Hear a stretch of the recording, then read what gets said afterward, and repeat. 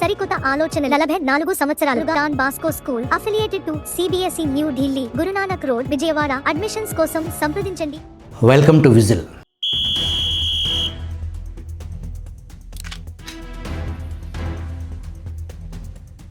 తెలుగునాట అక్రమాస్తులకు పుట్టిన 2 ఆస్తుల్లో ఒక ఆస్తి సాక్షి మీడియా, రెండో ఆస్తి వైఎస్ఆర్సీపీ అనే రాజకీయ పార్టీ. భర్త రాజకీయ పార్టీ నడుపుతారు, వారి శ్రీమతి మీడియా నడుపుతారు.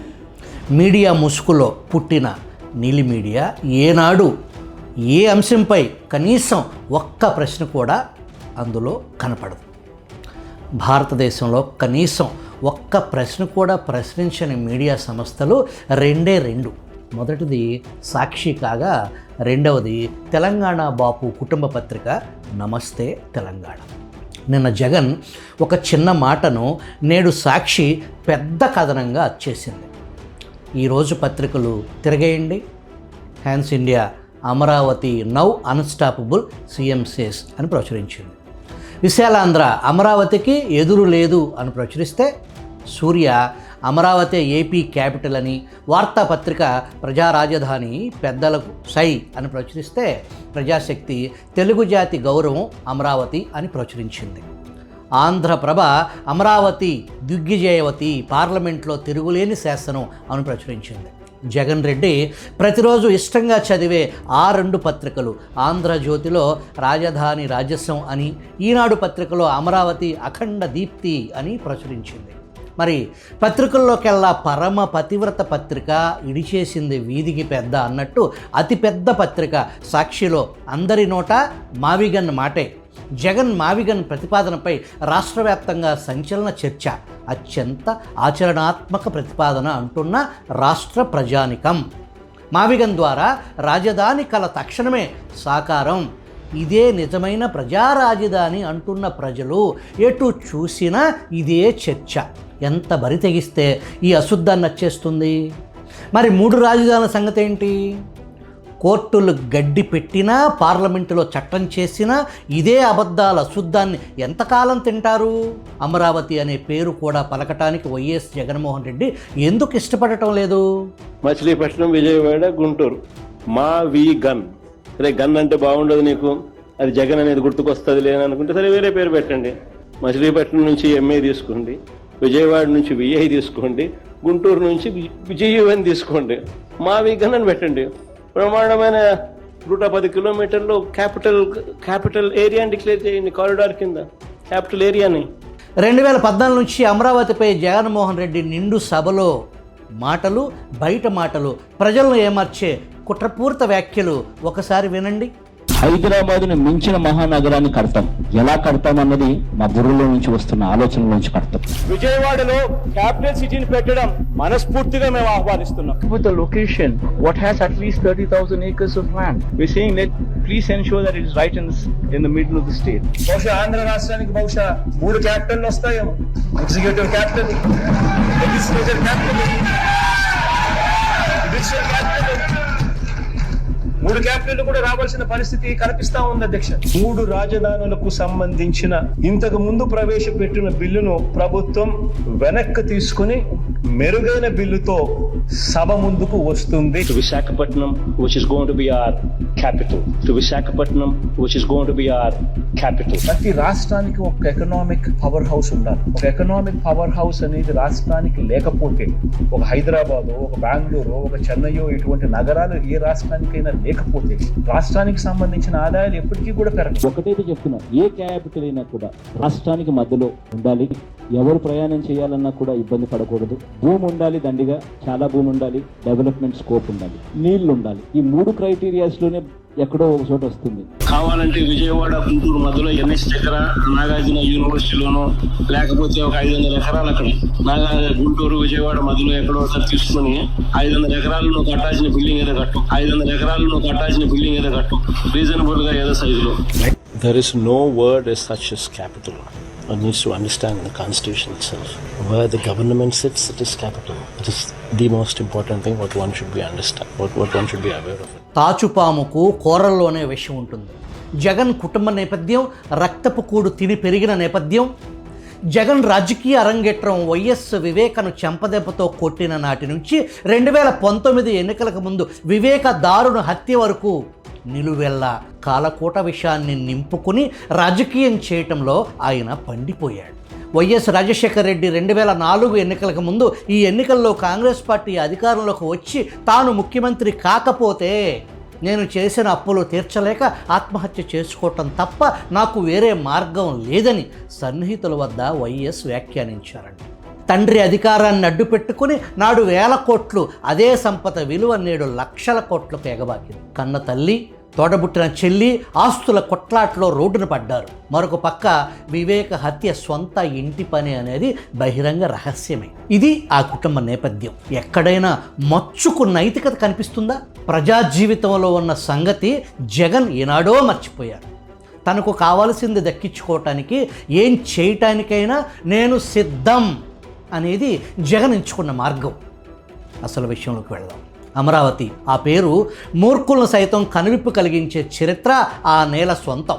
అమరావతి అనే పేరు రాజకీయాల కంటే చాలా పెద్దది, ఉన్నతమైంది. 2000 సంవత్సరాలకు పైగా చరిత్ర కలిగిన ఆ ప్రాంతం శాతవాహనుల కాలంలో అమరావతి ఒక గొప్ప రాజధాని, ప్రపంచ ప్రసిద్ధ బౌద్ధ క్షేత్రం. అమరావతి స్తూపం భారతీయ చరిత్ర సంస్కృతికి చిహ్నం.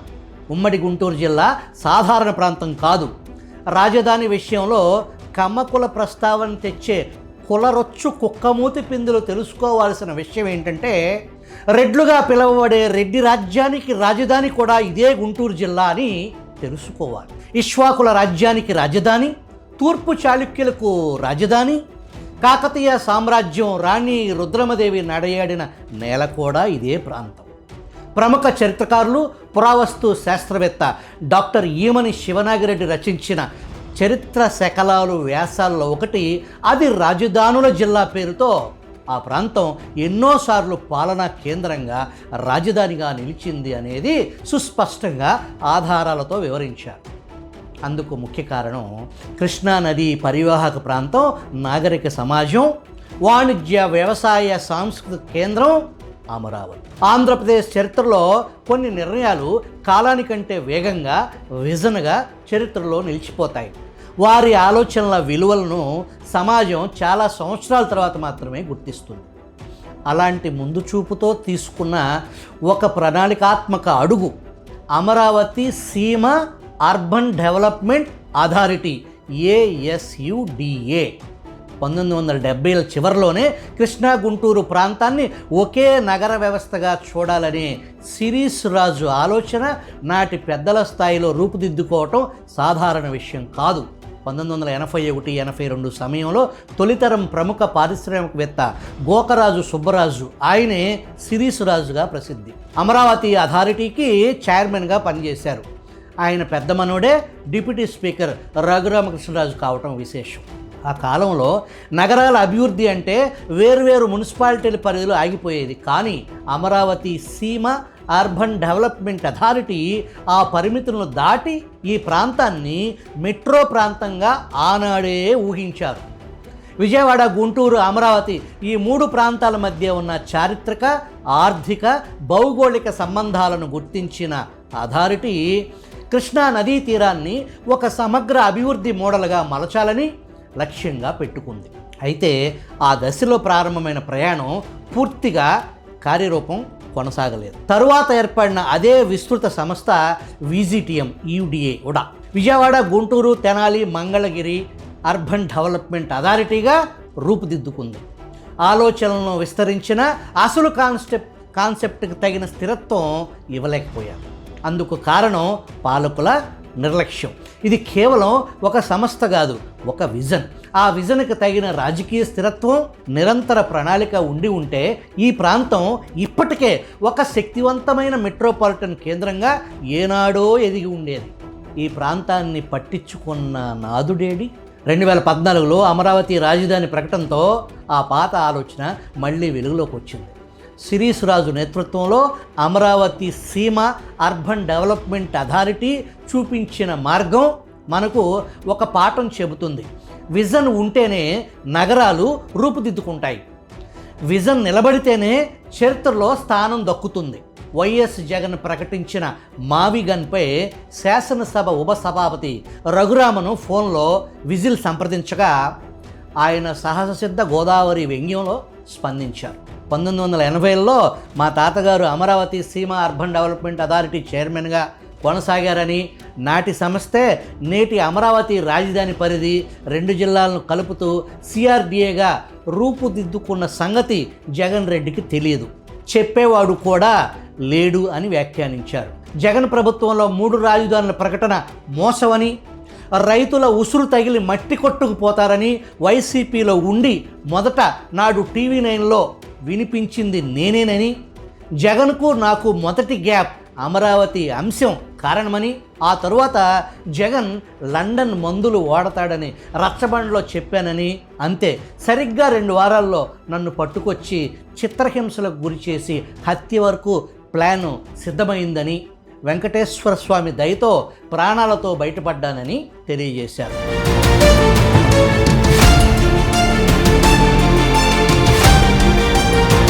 Don Bosco CBSE School, Guru Nanak Road, Vijayawada. For the first time in Vijayawada, robotics, AI, drone making, 3D printing. For admissions, contact. Jagan is consistently inconsistent. నేను నోరు కట్టేసుకుని ఉండాల్సిన రాజ్యాంగబద్ధమైన పదవిలో కొనసాగుతున్నాను, ఇంతకు మించి మాట్లాడటం బాగోదు అని త్రిపుల ముగించారు. మొన్నటిదాకా వైసీపీలో నెంబర్ 2గా కొనసాగి అక్రమాస్తుల్లో A2గా కొనసాగుతున్న, నిత్యం మదపు వ్యాఖ్యలతో వార్తల్లో నిలిచే వీణంబాక విజయసాయిరెడ్డి ప్రస్తుతం శాంతియుతంగా వ్యవసాయం చేసుకుంటున్నాను అని ప్రకటించారు. గతంలో జగన్మోహన్ రెడ్డి సాయిరెడ్డి మొహంపై నీకు ఈ వయసులో గడ్డం అవసరమా, నువ్వు నీ కోతి మొహం అన్నారని వార్తలు వచ్చాయి. నిన్న అమరావతిపై సాయిరెడ్డి సోషల్ మీడియా పోస్ట్ చూడండి. పార్లమెంట్ ఉభయ సభల్లో ఆంధ్రప్రదేశ్ రాజధాని బిల్లును ఆమోదించిన కేంద్ర ప్రభుత్వానికి హృదయపూర్వక ధన్యవాదాలు. అదే సమయంలో రాష్ట్రంలో అధికారంలో ఉన్న తెలుగుదేశం పార్టీకి నాది ఒక సూచన, మీరు కట్టేది అమరావతి తప్ప కమరావతి కాకుండా చూసుకోండి, తస్మత్ జాగ్రత్త. సాయిరెడ్డి జగన్ రెడ్డి నుంచి దూరం అవ్వటం కేవలం ఒక కట్టుకథ. వైసీపీలో శకుని పాత్ర పోషించి ప్రస్తుతం బీజేపీతో అంటగాగటానికి విశ్వ ప్రయత్నం చేస్తున్న సాయిరెడ్డి తన స్వీయ రక్షణతో పాటు జగన్తో లోపాయికారి ఒప్పందం కొనసాగుతూనే ఉంది. సాయిరెడ్డి బీజేపీ తీర్థం పుచ్చుకోవటానికి రంగం సిద్ధమైన దశలో రాష్ట్రం నుంచి బీజేపీలో ఒక ప్రముఖుడు ఎట్టి పరిస్థితుల్లో పాములాంటి సాయిరెడ్డిని బీజేపీలో చేర్చుకోవటానికి వీల్లేదని గట్టిగా పట్టుబడితే చేరిక ఆగిందని చెబుతారు. ఇక సాయిరెడ్డి అమరావతి వ్యాఖ్యల్లో నిజం చూద్దాం. అమరావతి రిజర్వ్డ్ నియోజకవర్గం, అందులో షెడ్యూల్ కులాలు ఎస్సీలు 32%, రెడ్డి కులం 20%, కమ్మ కులం 18%, బీసీలు 14%, కాపులు 9%, మిగిలిన వారు ముస్లింలు, ఇతర వర్గాలు. మరి అమరావతి ఎలా అయింది? మరొక పక్క జగన్ అమరావతి అయ్యేది కాదు, సచ్చేది కాదు అని ఎందుకు వ్యాఖ్యానించారు? అమరావతి పనుల్లో సాయిరెడ్డి కులానికి చెందిన సంస్థే ఎక్కువ దక్కించుకోవటం, మొత్తం రాష్ట్రం మైనింగ్లో ఏఎంఆర్ మహేశ్వరరెడ్డి హావా, అదే షిరిడి సాయి, అదే ఇండోసోల్. జగన్ సొంత మనుషులకు కూటమి ప్రభుత్వం రెడ్ కార్పెట్ పరిచింది నిజం కాదా? కీలక స్థానాల్లో అధికారులు గతంలో జగన్ బంట్లు కాదా? లోకేష్ దగ్గర, కిలార్ రాజేష్ దగ్గర కీలక స్థానాల్లో ప్రముఖ పాత్ర పోషిస్తుంది రెడ్డి కులానికి చెందిన వ్యక్తులు కాదా? ముఖ్యమంత్రి చంద్రబాబుకు సన్నిహితంగా మెలిగి కీలక నిర్ణయాల్లో పాత్ర పోషించే చంద్రబాబును ప్రభావితం చేసే ఒక్క కమ్మ కులం వ్యక్తినైనా చూపగలరా? వైసీపీ ఏలుబడిలో జగన్ రెడ్డి నుంచి 100వ స్థానం వరకు కేవలం రెడ్డి కులంతో నింపిన మాట వాస్తవం కాదా? ఆఖరికి ఐఏఎస్ ఐపీఎస్ అధికారులు కూడా రెడ్డి తోక తరచి చూచి పెట్టుకున్న సంగతి నిజం కాదా? మరి సాయిరెడ్డి కారు కోత అర్థం ఏంటో తెలుసుకునే ముందు జగన్ మావిగన్ సంగతి చూద్దాం. జగన్ నోటి వెంట గతంలో గుండూరు అని వ్యాఖ్యానించారు. నేడు ఆ నోటి వెంట పెంట మావిగాన్ కేవలం మాట కాదు, అమరావతిపై మానసిక దాడి. రైతు చెమటతో, ఆశతో, కన్నీళ్లతో నిర్మించి తలపెట్టిన అమరావతి పునర్నిర్మాణ కళ ఎన్నికల్లో కన్ను లొట్టపోయినా కూడా అమరావతిని పక్కన పెట్టి మావిగన్ అనే కొత్త పదంతో చర్చను తిప్పటం ఇది సాధారణ వ్యాఖ్య కాదు. ఇది ఒక రాజకీయ దారి మళ్లింపు. అసలు రాజకీయ ఆట ఏంటి? అమరావతి స్థిరపడితే పెట్టుబడులు వస్తాయి, రియల్ ఎస్టేట్ వేగం పుంజుకుంటుంది, అభివృద్ధి వేగంగా జరుగుతుంది. కానీ నిరంతరం సందేహం పెడితే పెట్టుబడిదారులు వెనక్కి తగ్గుతారు, ప్రాజెక్టులు ఆగిపోతాయి. ఇది అభివృద్ధి మీద జగన్ ఆడే రాజకీయ ఆట. నమ్మకం వర్సెస్ జగన్ వికృత రాజకీయం. ప్రభుత్వాలు మారుతూ ఉంటాయి, కానీ ఒక విషయం మారకూడదు: ప్రభుత్వ హామీపై ప్రజల నమ్మకం. ఒకసారి ఆ నమ్మకం చిట్లిపోతే రైతు భూమి ఇవ్వటం, పెట్టుబడిదారుడు పెట్టుబడి పెట్టడానికి వెనకడుగు వేస్తాడు, రాష్ట్రం ముందుకు కదలదు. జగన్ బాంబు మావిగన్ ప్రభావం మాట కంటే పెద్దది. ఇది కేవలం ఒక పదం కాదు, ఇది అస్పష్టతకు సంకేతం, ఇది స్థిరత్వంపై సందేహాన్ని ఉసుగొల్పటం, ఇది రాష్ట్ర దిశపై గందరగోళాన్ని సృష్టించటం. ఇలాంటి మాటలు బయటకు వెళ్ళగానే మొదట నవ్వుతారు, తర్వాత ఆలోచిస్తారు, చివరికి పెట్టుబడిపై నమ్మకం కోల్పోతారు. జగన్ పాలిటిక్స్ ఒక ఉదాహరణ చెబుతాను. 2019 ఎన్నికలకు ముందు కాపులకు రిజర్వేషన్ అంశం తెర వెనుక ఉండి నడిపించింది, తుని రైలును దహనం చేయించింది ఎవరు అనే ప్రశ్నకు జవాబులు వెతకండి. జే గ్యాంగ్ ట్రాప్లో పడిన చంద్రబాబు నాయుడు కాపులకు రిజర్వేషన్ ప్రకటించారు. 2019 ఎన్నికల సభలో కాపులు అధికంగా ఉండే పాలకొల్లు బహిరంగ సభలో నేను కాపు రిజర్వేషన్లకు వ్యతిరేకం అని జగన్ ప్రకటిస్తే అందరూ ఆశ్చర్యపోయారు, నవ్వుకున్నారు. కాపు రిజర్వేషన్ల విషయంలో మా వైఖరి ఎప్పుడూ ఒకటే. మొదటి నుంచి మేము చెబుతూ ఉన్నట్లుగానే బీసీ హక్కులకు భంగం కలగకుండా, వారి ప్రయోజనాలకు నష్టం రాకుండా జరిగే రిజర్వేషన్లకు మా మద్దతు ఎప్పుడూ ఉంటుంది. జగన్ కుట్ర అర్థం ఏంటంటే అక్కడ కాపులకు వ్యతిరేకంగా బీసీలను ఏకం చేయటం, కాపు రిజర్వేషన్ బీసీలకు నష్టం చేస్తుంది అని నమ్మించడం. అంతే, జగన్ సక్సెస్ అయ్యారు. ఎవరు పిచ్చివాళ్ళు అయ్యారు? అమరావతిని గందరగోళంలో పడేయటం ద్వారా జగన్ గెలవలేకపోవచ్చు, రాష్ట్రం మాత్రం ఓడిపోవాలి. పగ, కసి, ద్వేషం నిలువెల్లా నింపుకున్న వ్యక్తి నుంచి ఇంతకంటే ఏం ఆశిద్దాం? మావిగన్ జగన్ మాయ. నవ్వుతున్న వాళ్లే జగన్ ఉచ్చులో పడుతున్నారా? జగన్ను కామెడీ పీస్గా తీసుకుంటే రాజకీయంగా కూటమి నష్టపోతుంది. జగన్ మావిగన్ కాన్సెప్ట్ విసిరాడు, వెంటనే సోషల్ మీడియాలో పేలిపోయింది. మీమ్స్, ట్రోల్స్, సెటైర్స్, ఎడిట్ వీడియోలు, అందరూ నవ్వుకున్నారు. ఇంత అసంబద్ధమైన ఆలోచన ఎలా వస్తుంది అని చులకన చేశారు. జగన్ను పిచ్చివాడు అనుకుంటే మీరు అతని ఆటలో పావులే. జగన్ను చాలామంది ఈ మధ్య ఒక అర్థం లేని నాయకుడిగా చిత్రీకరిస్తున్నారు. అది అతనికి నష్టమా? కాదు, అది అతనికి కావాల్సిన ఫస్ట్ విక్టరీ. ఎందుకంటే మీరు అతన్ని సీరియస్గా తీసుకోకపోతే అతను ఆడుతున్న రాజకీయ గేమ్ మీకు కనిపించదు. జగన్ ఒక కామెడీ క్యారెక్టర్ కాదు, అతను ఒక కూల్, క్యాలిక్యులేటెడ్ వికృత పొలిటికల్ ఆపరేటర్. అతని ప్రతి మాట నిజం కావాల్సిన అవసరం లేదు, కానీ ప్రతి మాట చర్చలో ఉండాలి. అదే అతని గేమ్. ఒక బిల్లు 40 పార్టీలు ఆమోదించినా నేను మార్చేస్తా అంటాడు. ఎందుకు? పార్లమెంట్లో దాదాపు అన్ని పార్టీలు ఆమోదించిన చట్టాన్ని నేను మార్చేస్తా అనే సంకేతం బహిరంగంగా ఎలా ప్రకటిస్తాడు? ఇది రాజకీయ అవివేకమా? కాదు, ప్రజలను మభ్యపెట్టే ధైర్యం, పూర్తిగా ప్లాన్ చేసిన ప్రొవొకేషన్. అతనికి తెలుసు మీరు నవ్వుతారు, ట్రోల్ చేస్తారు, అతని వీడియోలు వైరల్ అవుతాయి. అప్పుడు అసలు విజేత ఎవరు? జగనే. ముందు అమరావతికి ఓకే, ఆ తర్వాత 10 ఏళ్ల హైదరాబాద్ ఉండగా ఎందుకు తొందర, తర్వాత నాగార్జున యూనివర్సిటీకి, ఆ తర్వాత 3 రాజాల ముచ్చట. గతాన్ని మర్చిపోయారా? ఇదే అతని స్టైల్. ఇప్పుడు మావిగన్. ఇది కొత్త స్క్రిప్ట్ కాదు, ఇది పాత పద్ధతే, కొత్త ప్యాకేజింగ్ మాత్రమే. జగన్ రాజకీయ ప్రయాణాన్ని చూస్తే ఒక ప్యాటర్న్ స్పష్టంగా కనిపిస్తుంది.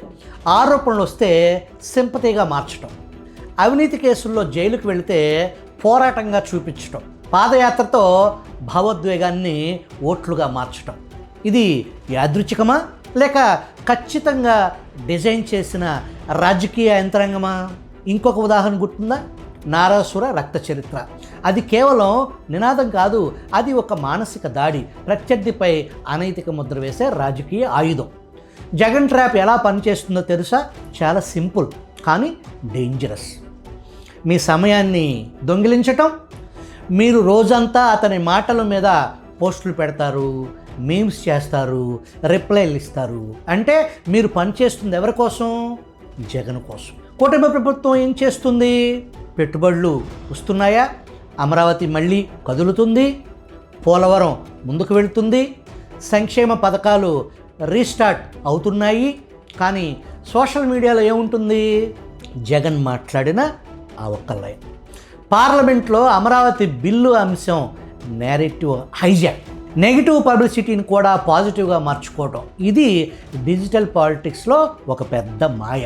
మీరు ఎగతాళి చేసినా, మీరు బండబూతులు తిట్టినా, మీరు విమర్శించినా ఒకటి మాత్రం జరుగుతుంది, జగన్ పేరు పెద్ద ఎత్తున తిరుగుతుంది. అదే అతనికి కావలసిన ఆక్సిజన్. ఇప్పటికైనా మేల్కోవాలి. జగన్ను ట్రోల్ చేయటం ఆపండి, అది అతనికి ఫ్రీ పబ్లిసిటీ. జగన్ను సెంటర్గా పెట్టుకుని డిబేట్లు చేయటం ఆపండి, ఇదే అతని లక్ష్యం. ఫోకస్ మార్చండి.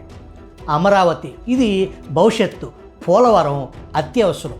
పెట్టుబడులు, ఉద్యోగాలు, పాలన ఇవే ప్రజల జీవితంతో ముడిపడిన అంశాలు. ఇవే అసలు కంటెంట్గా కావాలి. జగన్ చూస్తూ నవ్వుతూ ఓడిపోవద్దు.